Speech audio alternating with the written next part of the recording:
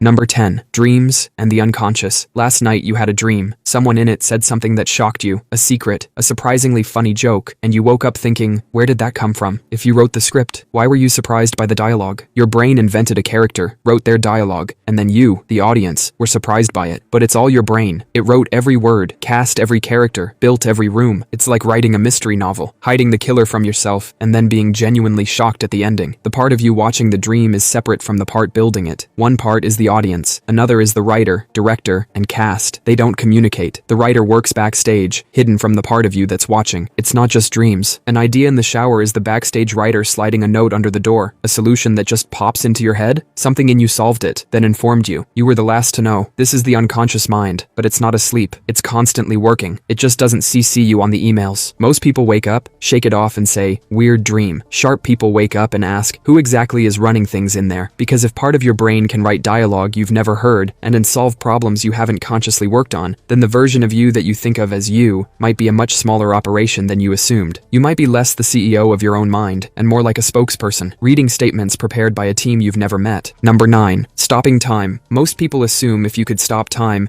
you'd be able to see the world frozen around you, but you wouldn't see a thing. Seeing requires light to travel from an object to your eyes. Stop time, and every photon freezes mid-travel. The light that was heading toward your eyes never arrives. Your eyes receive nothing, not darkness, but the total absence of visual data. It's like freezing a Wi-Fi signal mid-air. Your phone wouldn't show an error, it would show nothing at all. That's you in frozen time, standing in a universe full of information that can no longer reach you. Sound is also physical. Vibrations traveling through the air freeze time, and that chain reaction stops instantly. The result is a silence so profound, it would make a sensory deprivation tank feel like a rock concert. So you're conscious, floating in absolute blackness and silence, alone, for as long as you choose. That's not a superpower, that's solitary confinement in an invisible prison. Number 8. Emotional memory. You might not remember what you ate for breakfast, but you can remember the exact outfit you were wearing in 7th grade when you tripped in front of your entire class. The sound of the laughter, the color of the floor, your face burning with shame. There's a reason your brain saves one in perfect HD and deletes the other. Your brain's amygdala is like a security guard. When something emotional happens,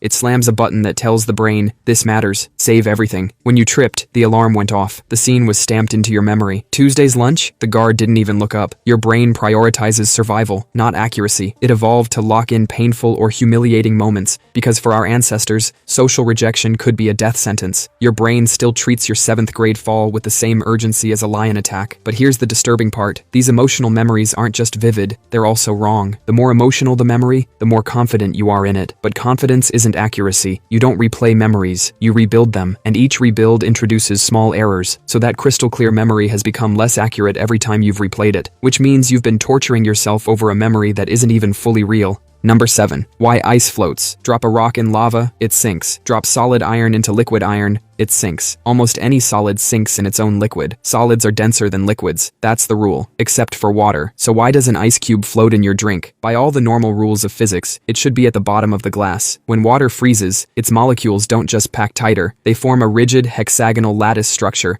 that takes up more space. This makes ice less dense than water, one of the only substances on Earth where the solid floats on its liquid. If ice sank, lakes and oceans would freeze from the bottom up. The ice would pile up until everything was frozen solid, every winter. Because ice floats, it forms an insulating lid on top, allowing life to survive in the water underneath. The entire history of life on this planet depends on one molecule doing something it has absolutely no business doing. Number 6. The digital ghost. By 2070, the dead will outnumber the living on Facebook. The platform will become the world's largest digital graveyard, and nobody planned for this. When you die, your profile is frozen. Your last post, maybe a photo of your lunch, just hangs there. Imagine your great-grandkids scrolling through it in 2090. Want to know who owns your digital life after you're gone? Not your family, the platform does. Facebook has a legacy contact who can manage your account, but they can't read your messages. Your private thoughts are locked away forever. Google's inactive account manager lets you choose to delete your data or pass it to someone after a period of inactivity. Most people have never touched this setting. Some companies now let you train an AI on a deceased person's texts and emails. People are having conversations with AI versions of their dead parents that use the same phrases,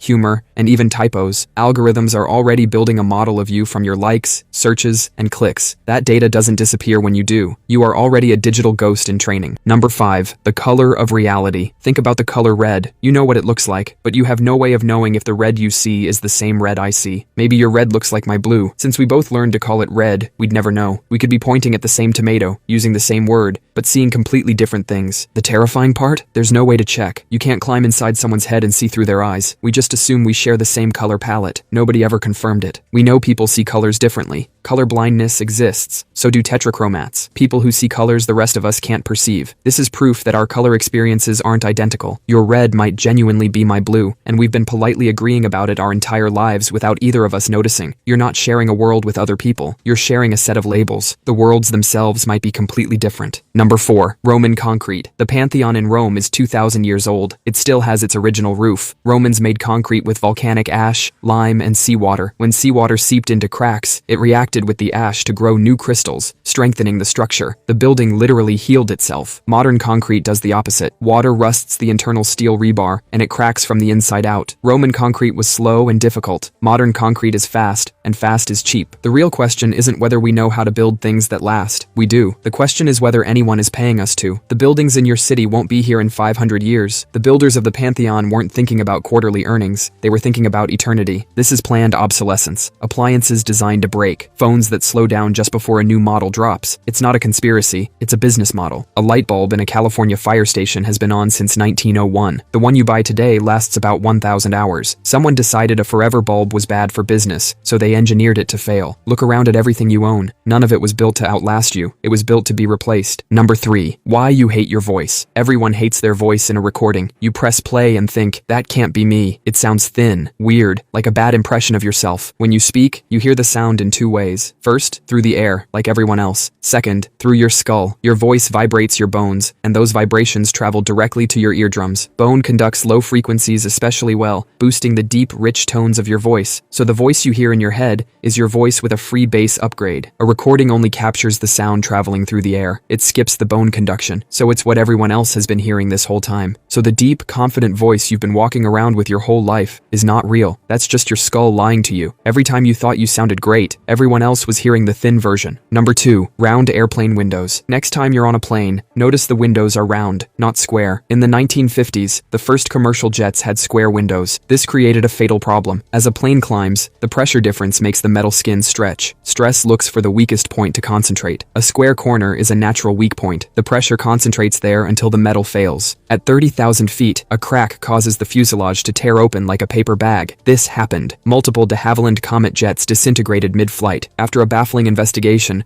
engineers found the cause. The square corners were killing people, so they made the windows round. A curve distributes the stress evenly. No weak point, no crack, no disaster. Every time you look at that little oval window, you're looking at a design change that came directly from people dying. The round window isn't a style choice. It's a gravestone that also keeps you alive. Number 1. Elevator mirrors. Elevators have mirrors, but they aren't for checking your hair. They're a psychological trick. After World War II, skyscrapers boomed, but elevators were slow, and people complained constantly. Engineers couldn't make them much faster. When you can't fix the actual problem, you fix how people feel about the problem. The solution was simple. Put mirrors in the elevators. Give people something to do. The complaints vanished. The elevators weren't faster. People were just too distracted looking at themselves to notice the weight, and it worked so well that we still do it today. The real question is how many other things in your life are just elevator mirrors, designed to manage your feelings instead of solving a problem? The answer is a lot. The hold music so you don't hang up, the loading bar that makes a slow download feel faster, the smell of bread pumped through a grocery store, the lack of clocks in a casino, the 3 dots that show someone is typing on social media. All of it is the elevator mirror, a way to fix how you feel about the weight, instead of fixing the weight itself. And once you start noticing it in small things, you start noticing it in big things too.